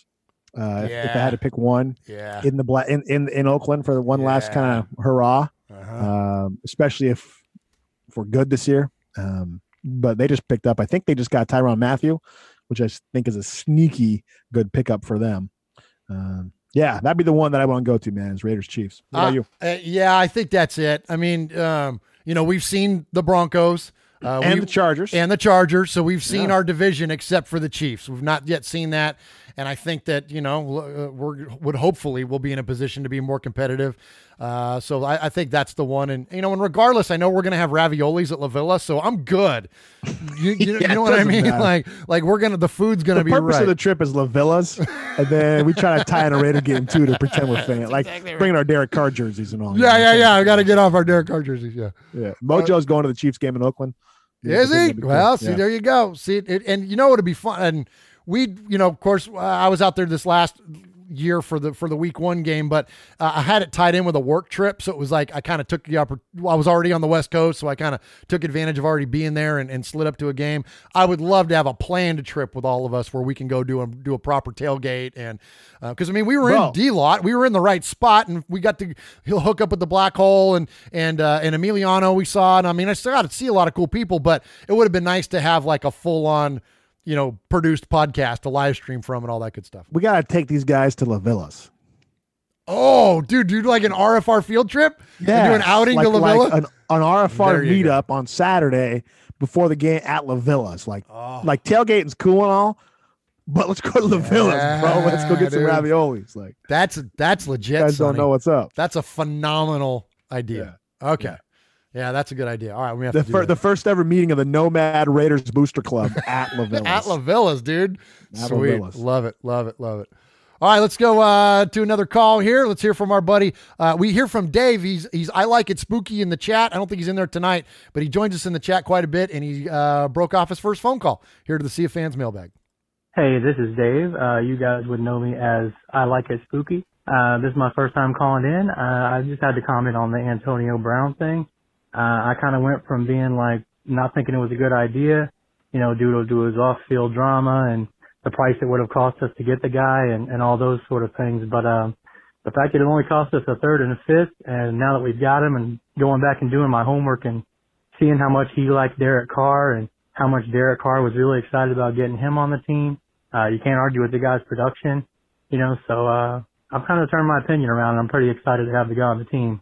I'm just curious to know what you guys think. I'm sure you're probably going to be covering in the next episode anyway. But anyway, just kind of wanted to chime in, say hi to everybody, and thanks for taking my call. Go Raiders. All right, appreciate the phone call. Sonny, I changed my tune real quick on Antonio Brown. How about you? Well, when he signed with our team? Yeah, like, I mean, my opinion of him was he's a diva, he's got baggage, he's a distraction, he's all that stuff. But not just because he's a Raider, but then actually started looking back into. Come on, that's how fandom works. That's how F that guy, he sucks. Got traded to the Raiders. Dude, that's awesome. He's the greatest receiver in football. He's the greatest receiver ever. What did he get? 240 against us? Isn't that what he got? Did he get 240 receiving yards against us? I don't remember. That was that one game, man, where he absolutely single-handedly killed us. Yes, he ripped out our hearts. Touchdown. It's like the most yards ever without scoring a touchdown by a receiver. It's crazy. Yeah. No, he ripped out our hearts a couple of different. Of course, this last time, though, Conley shut him down. Conley did. Well, and you know what? This is the sneaky good thing about this. Garyon Conley now gets to go up against one of the best wide receivers in the NFL. So that way, when he goes to a game, it's a downgrade of who he's been going up against in practice. You know what I'm saying? Yeah. Kobe Bryant and Jordan both always talked about how Phil Jackson made practice more intense. That way, when he got to a game, it was easier than practice. And so Garyon Conley, I think, might be one of the guys to benefit from this whole thing the most, because he's going to go up against Brown every single day and then step on the field and, go against mediocre talent for the most part and stuff like that. So that's an amazing point. Amazing point. Yeah. All right. Next up, we're going to hear from our buddy Beto in, the city. Later, Beto. The city.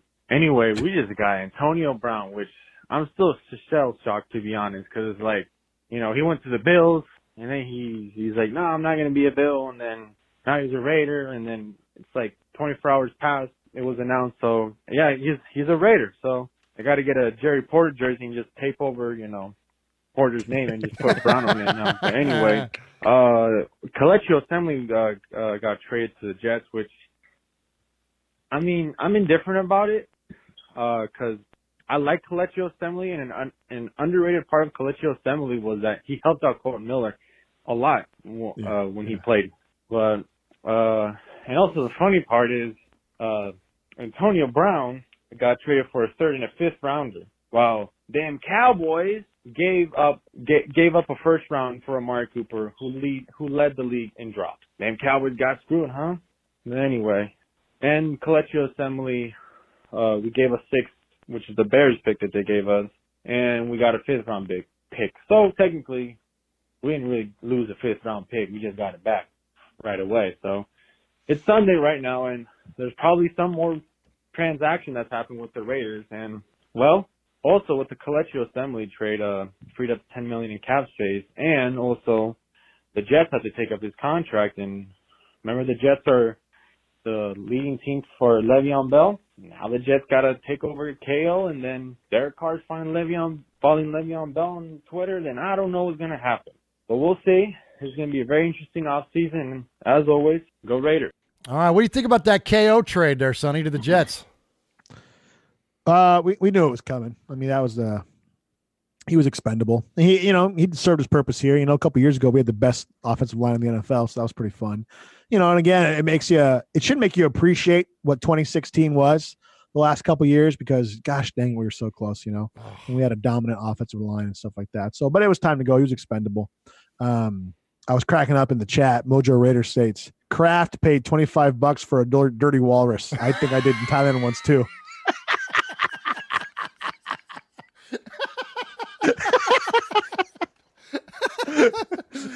The chat's the best, man. That's the best. But another thought about Antonio Brown, it's like, who's going to benefit on the receiving core from Antonio Brown being there? Because obviously he's going to draw a double. So is Aitman going to step up? Is Roberts going to step up? Jordy, is Jordy man. Nelson going to see I think Jordy's the guy. Yeah. You think Jordy? I think so, man. I think that's one of the things that hurt him most was that, look, he doesn't have the speed. He doesn't have the breakaway. We saw that when he got chased down by, Miami Dolphin linebackers. He doesn't have that breakaway speed anymore, but he's got enough. He's got the move still. You know what I mean? And he's shifty. He's shifty still. And I think that, when you double, but you can bracket that, right? But you can't, but if you can get him singled up, I think he becomes a lot more viable of an option. I still think that it's interesting what we're going to do at the slot. I feel like we're going to still maybe draft somebody there or whatever, because don't you feel like the NFL is, and I guess it's been going this way for a little while now, but don't you feel like that's really with the emergence of guys like Edelman and Golden Tate and like players like that, it's that quick strike offense because you can't press the slot and stuff like that. So exactly. So I think that in those slants and stuff, like those are hard to defend, man. If you got a guy that's got the balls to go over the middle like that and can kind of get the ball and then get down, so I think that's in play for the Raiders. I feel like we're going to go that direction at some point as well. So yeah, good stuff there. And there's a few guys like that in the draft. Plus, I think Cole Beasley's already signed, but there's that Andy Isabella in the draft, and there's a handful of other guys as well. So it'll be interesting. All right, let's go to Tucson, Arizona, and hear from our buddy Alex. Uncle Mosh, Murph, this is Alex Sandoval from Tucson, Arizona. Just calling in on this beautiful Sunday morning to find out that the Raiders have traded for Antonio Brown.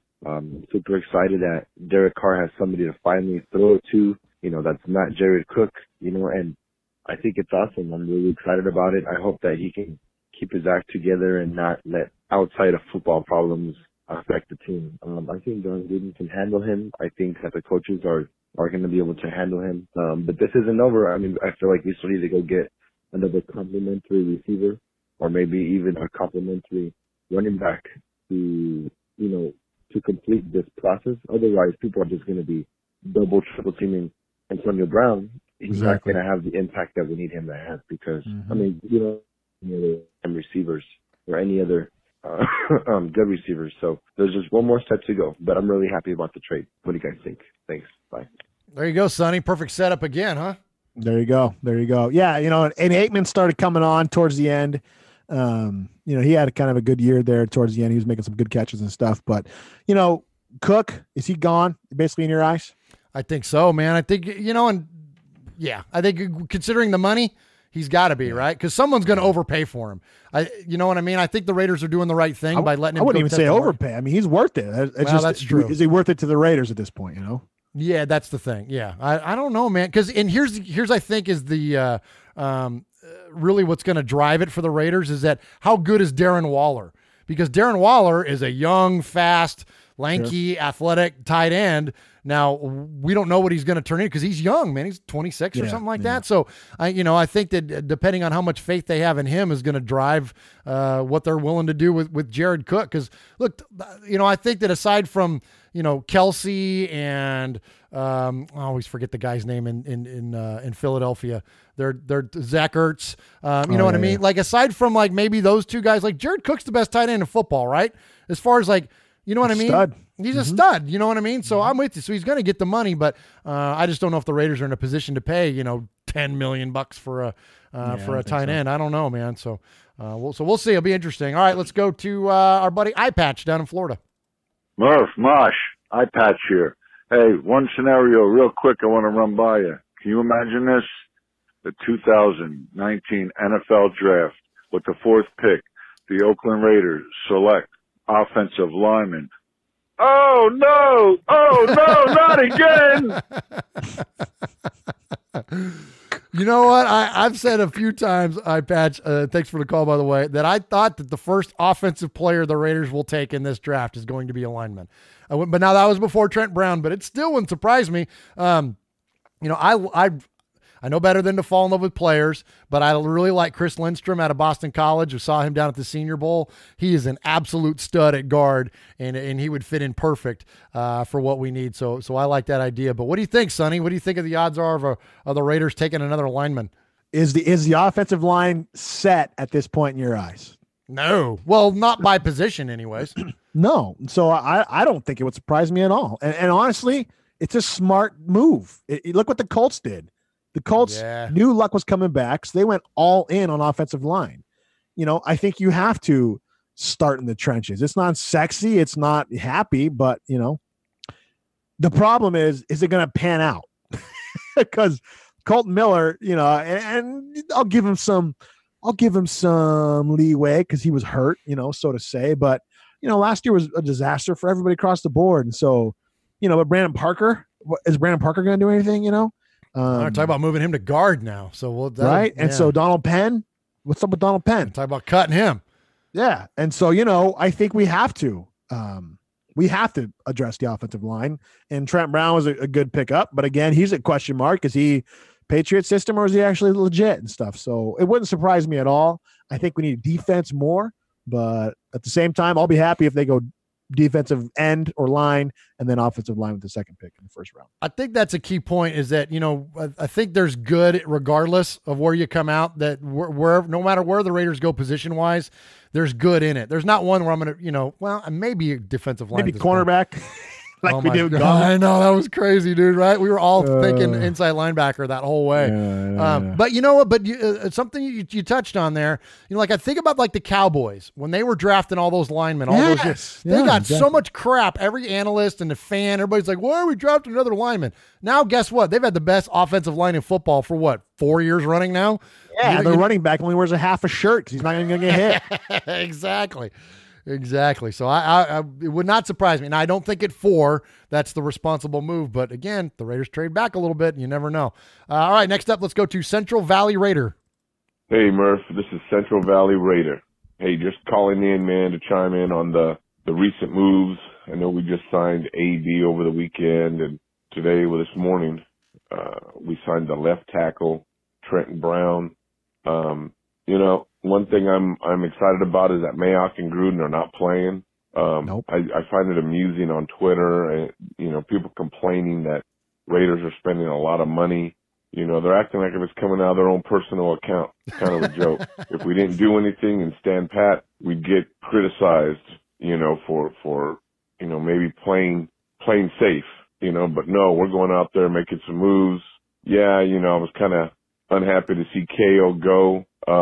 But I think it was a mutual agreement, and for whatever reason, because seeing KO's comment on Twitter, he still got the love for everybody, the organization, thanking the organization, nothing bitter, which is always good for us in the long run.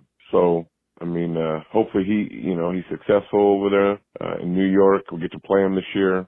Left tackle was definitely, a position that I thought was right tackle, what we were looking at, but I guess Colton's moving over. So, and he's played right tackle at UCLA. That's a good win-win for us. The AB thing, I'm still kind of, I'm excited because we got him for a 3rd and 5th, but still I'm just kind of waiting to see when things are just not clicking, how he's going to react, how he's going to respond. So, I guess we'll see what's going to happen today. They're talking about Le'Veon Bell possibly going with the Raiders. We'll see. At the end, the final thing I have, man, is, one thing McKenzie did for the Raider organization was get us back focused on the money aspect. We had a lot of bad contracts. I think McKenzie took care of that, kept us away from a lot of dead money. I just hope Mayock and Gruden doesn't put us back in that hole, and we end up in Las Vegas 1 or 2 years after we're there. We're broke. We got to cut some good players because we can't afford them. So hopefully they're keeping that in mind, and we just move forward, man. All right. Have a great one. You know, one of the things I read earlier today, Murph, is that I believe the contracts for both Antonio Brown and Trent Brown, all the guaranteed money is paid out in the first 2, if not 3 years, but I think it's the first 2 years. Why is that important? Because it gets them Vegas money, right? When they because then the 3 first-round draft picks will be in line to get their contracts. Yeah. And so he made a great point. You know, McKenzie, for whatever you want to say about him, he stabilized us. You know, he walked in. We had, what did we have, like $80 million? We had so much dead money one year. It was ridiculous. And no picks. We didn't have any draft picks. So McKenzie stabilized us. He may not have brought us to where we want to go, but, you know, he could be the Mark Jackson to what Mayock is of the Steve Kerr, so to say, in the Warriors analogy there. And so he stabilized us, put us in a good position. I hope Mayock and Gruden know what they're doing. Gruden's kind of crazy. So we'll see what happens. But I read that they structured the contracts that way when the 3 first-rounders this year are due for new contracts, then there's no more guaranteed money being paid out to Brown and Brown. I got you. We'll see what happens. That's cool, man. I had not heard that. I heard that a lot of Brown's money got deferred to year 2 because that way he was on Nevada income tax, which there is none in Nevada. There's no state income tax. Yeah. So that saved him more money for dirty walruses. That money. Exactly. Absolutely. So, but I hadn't considered the whole idea of being able to cover these picks. That's a great point, Sonny. That's good analysis there. All right, let's go. We got just a few more here. Let's hear from our buddy Dave in the 330. Called last week, didn't leave his name. Called this week, left his name, and this is his second call. So, Dave, call us back one more time after this one, and you'll be a made man. What up, Raider Nation? It's Dave out in the 330 Ohio here. I'm just calling on the talk about the Le'Veon Bell situation. No, we're not going to get him. If we do, that'd be great. But let's talk about Antonio Brown. That's what I meant to say. So I'm happy about this. I think he's a great receiver. He's a bit of a headache for Pittsburgh, but I have a theory on that, and I'll get to a little bit of pop culture news on that. So he did an episode of Tanked where they made him a fish tank, and in that, I don't think his heart was ever in Pittsburgh, man. In that, he goes down to his weight room or whatever down, and he's showing him that, and he calls it the dog pound, is what he calls his little workout room in his house. So if you're playing for the Pittsburgh Steelers, if your heart was there, you would not be working out in the dog pound. That'd be like a chief freaking calling his weight room the black hole. It just doesn't happen. So I'm going to say he was never there in Pittsburgh. I'm hoping that means we're not going to have the same problems in Oakland. I'm not going to say he won't have some problems. He's got some attitude and stuff, which is good. I think we need a receiver with some attitude. We need one that can catch the ball and that shows up every game, or at least over half of them. So overall, I think it's a good thing. Besides, I work out in Pittsburgh quite a bit. The city's stupid, man. You can't drive around anywhere. There's hills and turns and bridges everywhere. It takes way too long to get anywhere. Traffic sucks. Stupid. Pittsburgh sucks. Mike Tomlin sucks. Go Raiders. Pittsburgh sucks. Stupid. Mike Tomlin sucks. Go Raiders. Raiders. Like piss everywhere. I love it. Yeah, but here's the deal, Murph. No, but there's no loyalty in the NFL anymore. It's all business. Yeah. So of course, you know, he didn't give a crap about playing in Pittsburgh. I guarantee he ain't gonna give a crap about playing in Oakland, because as crappy as Pittsburgh is, when's the last time you've been to Oakland? At least for the stadium. Oh, careful now. You're gonna trigger everybody. I don't care. When you go there, do you want to spend time in Oakland? Come on now. No, we stay in San Jose. Especially the stadium. Stadium's a crap hole. Yeah. And so, you know, but it's my crap hole. It's kind of like I can make fun of my sister, but if anybody else does, you're getting 2 black eyes. You know what I'm saying? Right.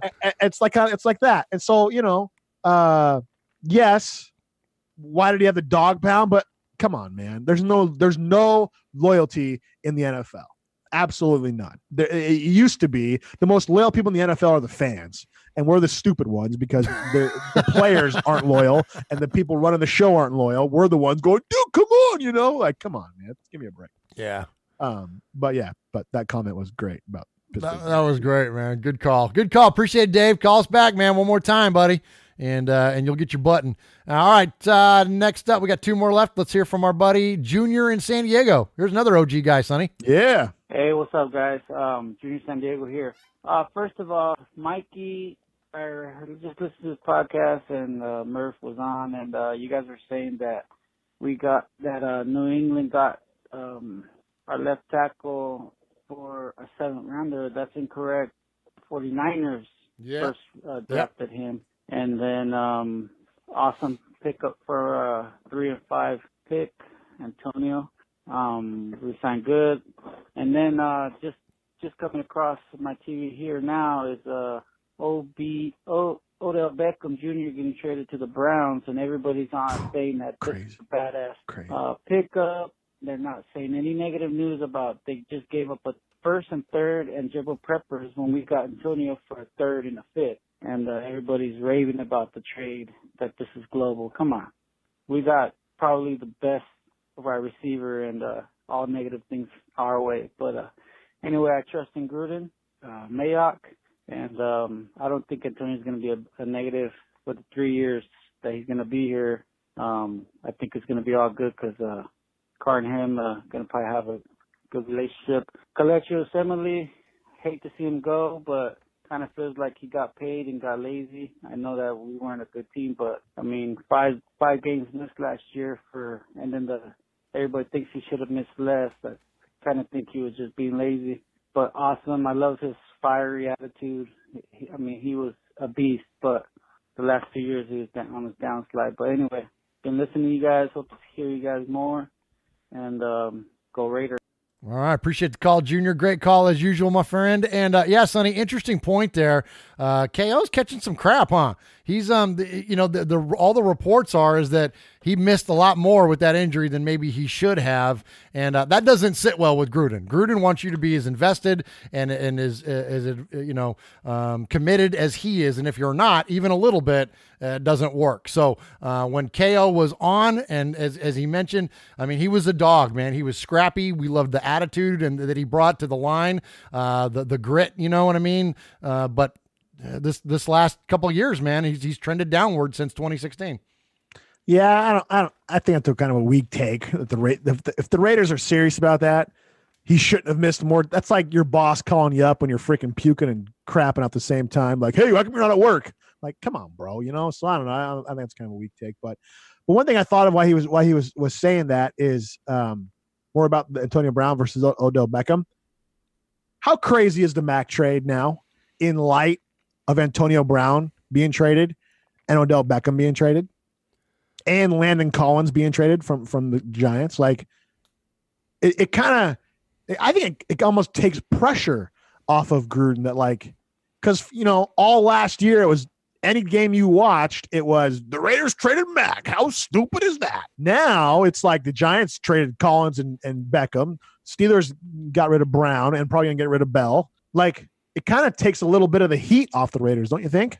Yeah, and I think it really supports what we've been saying for a long, long time, is that you can't have that kind of money tied up in that few players. And the Giants were the only team in the NFL that had 2 players that made more than $20 million a year, and it lasted for a year. Like, it just doesn't work. The Bears are already reworking Khalil Mack's contract. Yeah, eventually, you're going to have to pay Mitch Trubisky. Eventually, the Chiefs are going to have to pay Patrick Mahomes. Eventually, these players are eventually going to get paid, especially the quarterbacks, and there's just not enough to go around. So the Raiders took a fair assessment of that. Was Khalil Mack worth the kind of commitment that he and his agent were asking for? And the answer to that was no. I was talking about last night on Mondays with Mikey Murph. It's like there's the crazy hot scale, like, and a player has a value on the field, and then obviously a monetary value, and you have to weigh those out. And sometimes it costs you a freaking Hall of Famer, but you can't do that because you just compromise your ability to be on everything else. And it's like, there's a look. As dominant as he can be, and as dominant as players like Aaron Donald can be, did Aaron Donald as good as he played all year long, defensive MVP, all that? Did they win the Super Bowl? I was having the same conversation with the guy at work. He was saying, you guys are dumb for trading Mac. Did the Bears win? Nope. Did the Rams win? Nope. And they negated him in the Super Bowl. Yeah. Aaron Donald was complete. You can negate a player. What you can't negate is a squad. You can't negate the Legion of Boom. You can't negate the Soul Patrol. You can't negate the 85 Bears defense. You can't negate. Do you want to be great, Raider Nation, or do you want to have a great player? Like, I want our team to be great, and teams are great based on groups of players, not singular players. Exactly. This isn't basketball. You can't put, a great player on a team and all of a sudden they're going to be competitive and make the playoffs. It doesn't work. Example, LA Lakers, dumpster fire. Well, that's different because he's not even playing like he's the best player in basketball now. But you know what I'm saying, though? Like, you can't. Yeah. No, I agree. I wholeheartly agree. We've been saying that ever since. Yeah. I just think that now with these other big names being traded, that's going to take the heat off of Gruden. Absolutely. And we still have first round draft. Like, it's crazy how they still have all those draft picks, man. It's great. Absolutely. Real quick before we move on, we were talking about slot receiver a few minutes ago, and Q-Dog brought up Randall Cobb. Of course, Q-Dog is a Kentucky guy, University of Kentucky alum, but I'm with you on Randall Cobb. He's amazing, and I brought him up last night on Mondays with Mikey and Murph. I've always been a fan of Randall Cobb anyways, and he's only like 29. So match him back up with Jordy Nelson, put him in the slot. That's a perfect solution to what the Raiders are going to need. We have 2015's most studliest wide receivers on the team. The absolute studs, no doubt. Yeah. All right. Well, okay. So here's our last call of the day, and I saved this one for last because this guy is one of we have a lot of favorites. He's definitely one of them, and he busts out a line on here, Sonny, that had me crying in my chair earlier when I was putting together the Sea of Fans. So here we go. Let's hear from our buddy Wyoming Raider. Bosh, Murph, Wyoming Raider here. I just wanted to call in, touch base on the Antonio Brown trade. I think we did pretty good. If you think about it, we gave up Bull Gerbil in a third and a fifth for Antonio freaking Brown in a first. You can't complain about that at all. I see some people complaining about how he's going to make the most money for a wide receiver, but not really when you think about it. I mean, he's 3 years, only $30 million of it's guaranteed. That's a number one right receiver in the NFL for $10 million a year. If we'd have hung on to Bull Gerbil, he'd have been sitting on his nuts on the side, little tiny nuts on the sideline, $17 million a year. So, I mean, if he pulls a Randy on us, we're not out that much money. If he goes out there and balls out big, I'll call him big chest after 3 years of him doing it. Then yeah, nobody's going to care about how much money we spent on him. He's out there winning games for us. So I say good deal. We picked up a good tackle from the Patriots, picked up a good safety from the Rams. I think we're doing pretty good. I like this Mike Mayock character. He's going in there and he's showing what's what, and he's making good deals. So hopefully next season we'll, 8-8 be all right. Maybe even a little bit better than that. Who knows? But I guess we'll see. And keep up the good work. We'll talk to you guys later. Go Raiders. Oh my gosh. Wyoming Raider is the real life version of Ron Swanson. Like that guy. I love that guy, man. Remember he used to call back in the day, we'd be like, "Where'd you come from, Wyoming? Chopping down a tree with a freaking butter knife?" Dude, when he busted out sitting on his tiny nuts on the sideline, that was, oh my gosh. Look at it, my glasses are fogging up. Oh, that's good. Dude, that's the funniest thing. I needed that deep voice talking about tiny nuts. That's such a, hey, you know what that means, Sonny? Sizzler. Sizzler. Sizzler. Sizzler. Sizzler. Oh my gosh, man. I'm telling you, I listened to it a couple times. I was putting this together, so I've heard it already a couple times.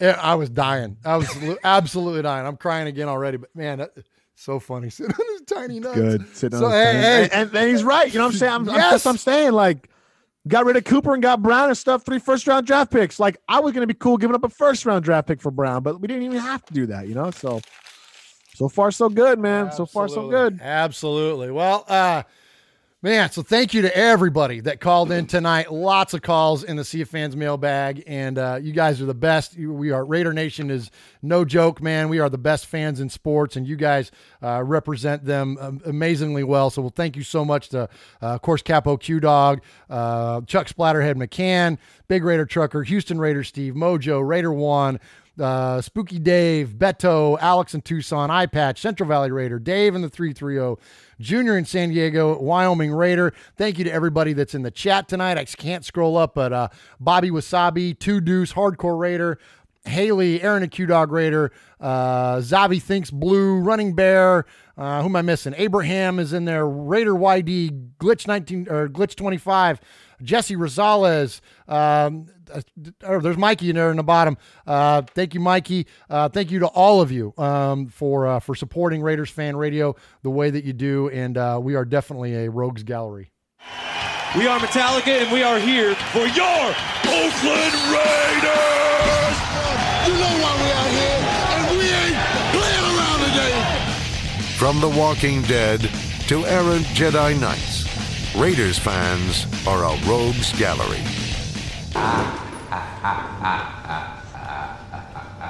What's your favorite laugh, Sonny? Yeah. Definitely congratulations also to Big Raider Trucker. You are the newly donned Sergeant at Arms here of the crew on Raiders Fan Radio. So, Sonny, you got anything else before we tap out for the night? Man, appreciate you having me back. It was good. I can't believe the time flew by like this. Want to come on more now as kind of life unwinds for me. If you guys could, if you're into supporting what I do with the kids, Instagram, SoundCloud, Apple Music, Spotify, type in Bridgeway Respawn Studios, RESPAWN, Bridgeway, just how it sounds. Bridgeway Respawn Studios. Give us a follow on Instagram, SoundCloud, Apple Music, and Spotify. That'd be great. Kind of help support the cause, and you can kind of follow along with the songs and what we're doing there, man. Just appreciate being on the show, Murph. It was awesome. Absolutely, man. Well, that's great stuff. Again, you're doing the Lord's work, Sonny, and we're just proud as heck of the accomplishments that you've had so far and supporting Raider Nation. Get on out there and support Bridgeway Recovery Studios. Is that correct? Yeah, Bridgeway Recovery Studios. All right, yeah, definitely do that. I'm sorry, Bridgeway Respawn Studios. Respawn. I'm sorry, Bridgeway Respawn Studios. Okay, and we'll connect afterwards. Shoot me some links, and I'll get that up on our socials so people can find that as well. So thank you again, Raider Nation. You guys are the best. Thank you for all you do to support Raider Nation. I guess we might as well let's end on a funny note here. We might as well hit one of these last Uncle Mosh things. Do you remember the one with the crack? Remember that one, Sonny? Yeah.